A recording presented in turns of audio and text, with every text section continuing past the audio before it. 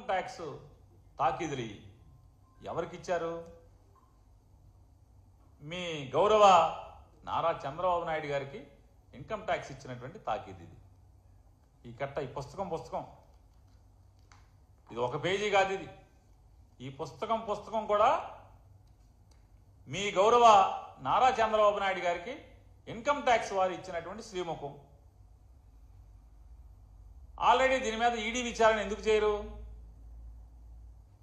ED విచారణ చేయాలి కదా. సగంలో ఎందుకు ఆపారు?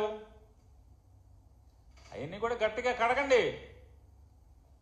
చంద్రబాబు నాయుడు గారికి ఇచ్చినటువంటి ఇన్కమ్ ట్యాక్స్ నోటీసు సగంలో ఎందుకు పక్కన పాడేశారు, చెత్తపొట్టలో పారేశారు?